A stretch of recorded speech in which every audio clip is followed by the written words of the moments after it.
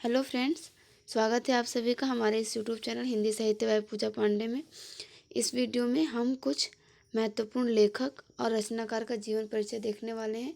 व्यक्तित्व उनका और उनकी जो कृतित्व है उनका हिंदी साहित्य में क्या उनका योगदान है, इन सारी चीज़ों को हम देखेंगे। उन्हें कौन सी रचना पे कौन सा पुरस्कार मिला, उनकी प्रमुख रचनाएँ कौन कौन सी हैं, ये सभी पॉइंट्स जो है आज हम इस वीडियो में देखने वाले हैं।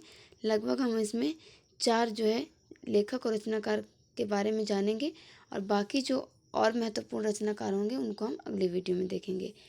ये वीडियो आपके BPSC, EMRS, TGT, PGT, UP TGT, PGT या हिंदी संबंधित जितने भी परीक्षाएं होती हैं सभी के लिए काफ़ी हेल्पफुल होने वाला है, तो आप वीडियो को लास्ट तक देखें। सबसे पहले हम बात करते हैं शिवपूजन सहाय की। शिवपूजन सहाय का जो जन्म है वो 1893 ईस्वी में उनवास में बक्सर जिले में बिहार में हुआ था। शिवपूजन सहाय का जन्म जो 1893 ईस्वी में उनवास गांव में बक्सर जिले में बिहार में हुआ था और उनके बचपन का नाम था भोलानाथ। इसके बाद बात करें तो बाद में हिंदी के अध्यापक बन गए और जब असहयोग आंदोलन चल रहा था तो उसी के प्रभाव से इन्होंने सरकारी नौकरी से त्यागपत्र दे दिया।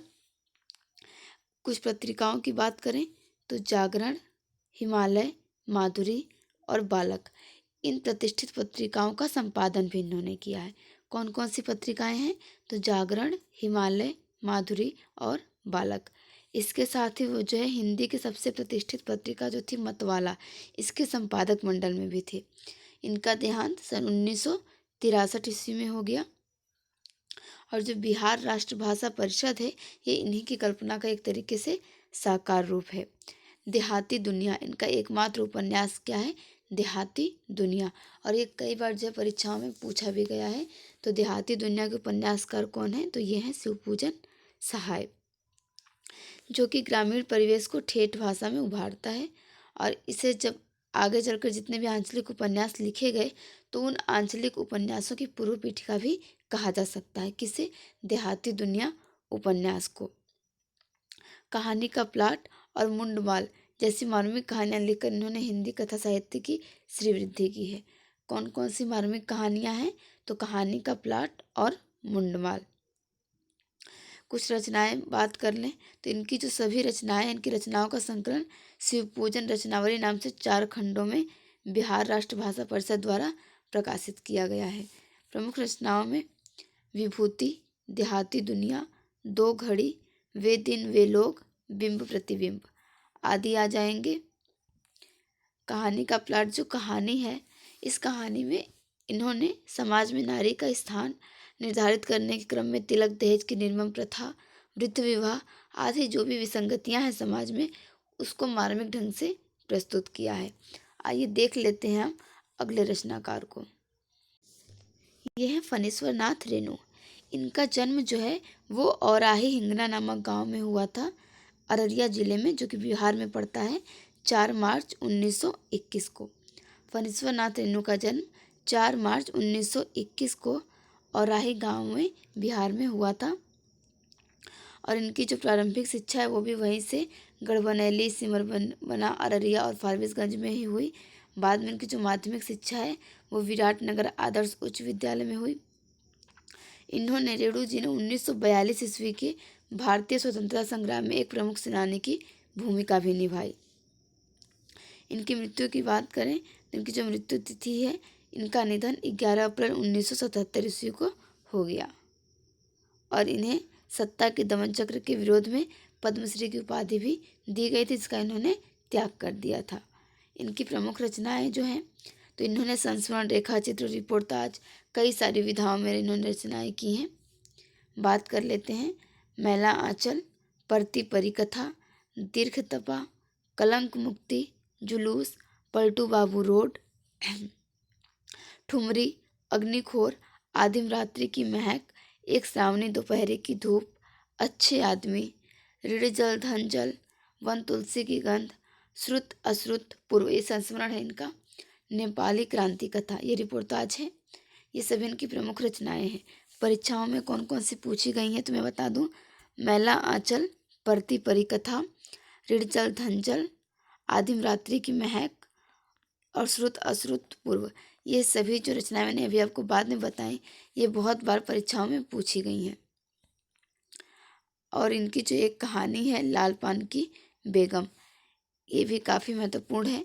ये एक ग्रामीण परिवेश की कहानी है जिसमें नाच देखने दिखाने के बहाने कहानीकार ने ग्रामीण जीवन के अनेक रंगरेसे को गहरी संवेदना के साथ प्रकट किया है। और गांव में लोग बाग किस तरह एक दूसरे के साथ ईर्ष्या द्वेष राग विराग आशा निराशा हर्ष विषाद के गहरे आवर्त में बंधे होते हैं, उसकी जीवंत वानगी हमें लाल पान की बेगम कहानी में देखने को मिल जाती है। आइए देखते हैं अगले महत्वपूर्ण रचनाकार को। ये है आपके विष्णु प्रभाकर। विष्णु प्रभाकर जी का जन्म जो है वो 21 जून सन 1912 को उत्तर प्रदेश के मुजफ्फरनगर जिला में मीरनपुर गांव में हुआ था। इनकी प्रारंभिक शिक्षा गांव में ही हुई। ये जो है आर्य समाज और महात्मा गांधी के जीवन दर्शन से प्रभावित थे। इन्होंने सभी विधाओं में रचनाएं की हैं, चाहे कहानी हो, उपन्यास हो, नाटक हो, एकांकी हो, स्केच हो या फिर रिपोर्टाज हो। इनकी कुछ प्रमुख रचनाएं हैं जैसे ढलती रात, स्वजयी, संघर्ष के बाद, नौ प्रभात, डॉक्टर ये नाटक है, प्रकाश और परछाइयाँ, 12 एकांकी, अशोक, जाने अनजाने, आवारा मसीहा जो कि शरत चंद्र की जीवनी है। अब बात कर लेते हैं इनमें से कौन कौन सी रचनाएं जो परीक्षाओं में पूछी गई हैं। तो आवारा मसीहा सबसे महत्वपूर्ण है, 12 एकांकी, प्रकाश और परछाइयाँ, ढलती रात, ये सभी जो रचनाएं बार बार परीक्षाओं में पूछी गई हैं।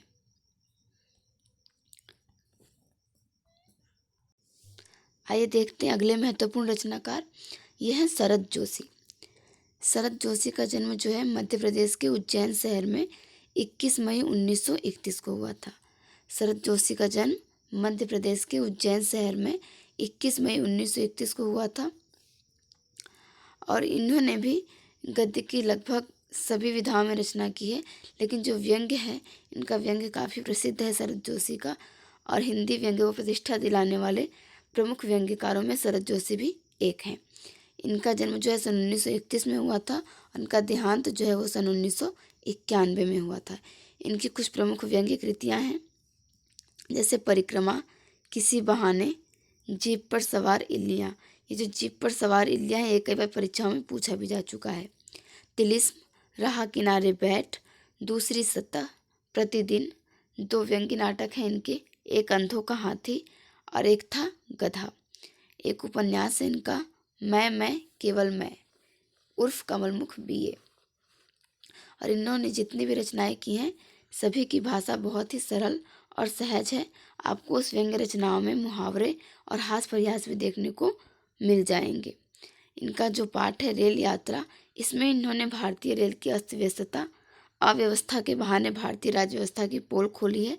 भारतीय समाज और राजनीति के चाल चरित्र को समझने में यह व्यंग्य हमारी मदद करता है, जिसका शीर्षक है रेल यात्रा। फिर से एक बार देख लेते हैं। शरद जोशी का जन्म जो है उज्जैन शहर में 21 मई 1931 को हुआ था। ये व्यंग्य प्रमुख व्यंग्यकारों में एक हैं। इनका देहांत सन 1991 में हुआ था। इनकी प्रमुख व्यंग्य कृतियाँ हैं परिक्रमा, किसी बहाने, जीप पर सवार इल्लियाँ, तिलिस्म, राह किनारे बैठ, दूसरी सतह, प्रतिदिन। और इनके दो व्यंग्य नाटक हैं, पहला अंधों का हाथी और दूसरा एक था गधा।